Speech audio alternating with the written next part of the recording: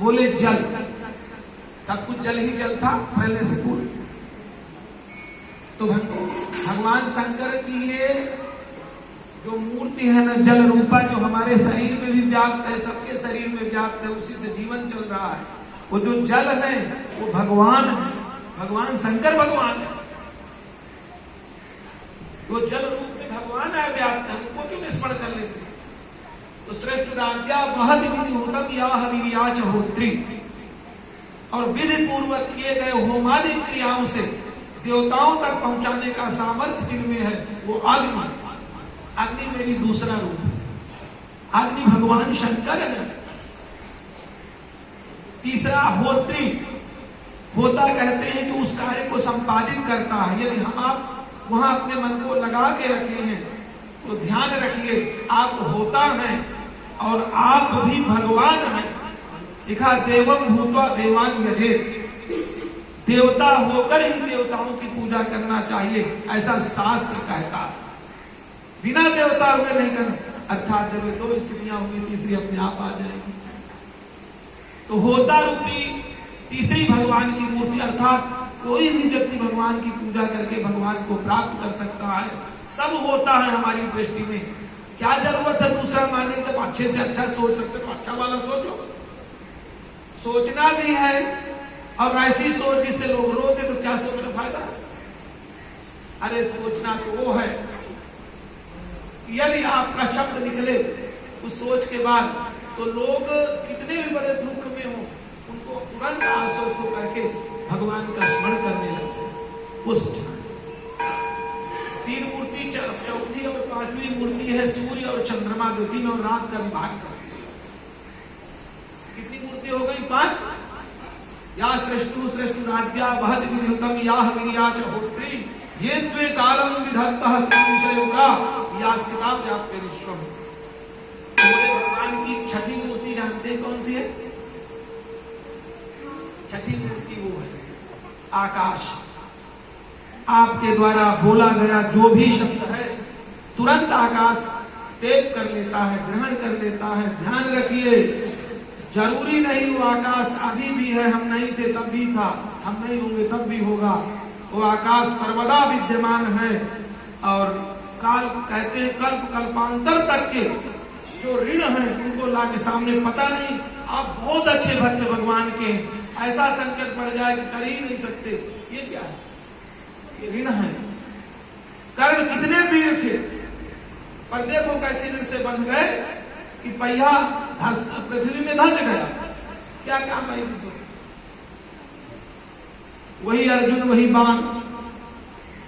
समय बहुत बलवान होता है और समय को जीतने का एकमात्र मार्ग है आप अपनी वाणी का कभी दुरुपयोग न करें।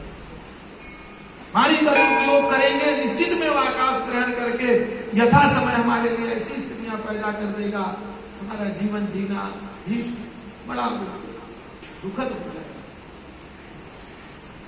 तो आकाश भी भगवान, आकाश भगवान शंकर है, ये छठी मूर्ति है।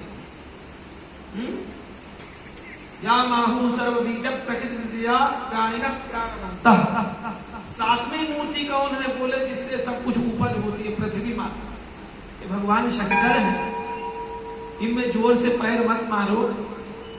माँ अपने शिशु को लेकर के जिस समय आनंद लेती है, कई बार शिशु पैर मारता है, माता की छाती मार देता है, मुंह मार देता है, वो वाला पैर,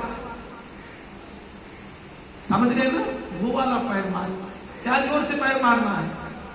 तो माँ को बड़ी प्रसन्नता होती है, बच्चे का लात खाकर बड़ी खुशी होती है, क्यों बच्चा खुश है, इस समय किलकारी मार के हंस रहा है, माँ को मार रहा है, उसे बाल खींच रहा है, लेकिन माँ कितनी प्रसन्न है, कोई सीमा है उसकी?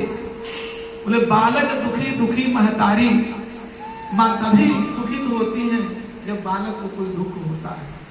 आप लोग बालक क्यों नहीं बन जाते हो? जब पता चल गया कि यही शंकर भगवान है, उन्हीं की गोदी में खेलना है, तो सही बताऊं बालक बन जाओ, यही आनंद है। उस घात को मां हंसते हंसते शांत करती है। तो ये पृथ्वी रूपा मूर्ति भगवान की सातवीं मूर्ति है। तो यया प्राणिना प्राणवंता, जिस मूर्त के द्वारा हम अभी सभी प्राणवंत हम जी रहे हैं, श्वास ले रहे हैं, वो वायु रूपा मूर्ति भगवान की आत्मा। बताइए किसके शरीर में नहीं है? छिद जल पाव गगन समीरा, भूमि रापो वनलो वायु खम मनो बुद्धिरेव च। ये 5 तत्वों से सभी के शरीर बने हुए हैं, कोई भगवान से अलग नहीं है। आप काहे को अपनी चेष्टा को गलत करके जो नहीं सोचना चाहिए वो सोचने लगते हो? अरे इन कथाओं को सुनो, पुराणों को सुनो, अपने से बड़ों के पास बैठो। ऐसे बहुत से लोग आपको मिल जाएंगे जो अपनी बात बताना चाहते हैं, पर आज के समय में कोई कुछ सुनने वाला नहीं। मोबाइल आने के कारण वो बेचारे बताना चाहते हैं, मेरी बात को श्रवण करे कोई। और जानते हो, कई बार आपने देखा होगा किसी बड़े बुजुर्ग की कोई बात सुन करके आप कहो बाबा क्या बढ़िया बात आपने बताई, उसको कितनी प्रसन्नता होती पता? जो उनको प्रसन्नता होती है वो संभावना से परे प्रसन्नता होती है। तो अपने ज्ञान को सही जगह लगाओ, अपने शरीर को सही जगह लगाओ, अपने मस्तिष्क को सही जगह लगाओ। क्या आवश्यकता है कि ऐसी जगह लगाओ का रास्ता ही भूल जाओ? हमारा रास्ता ही नहीं है।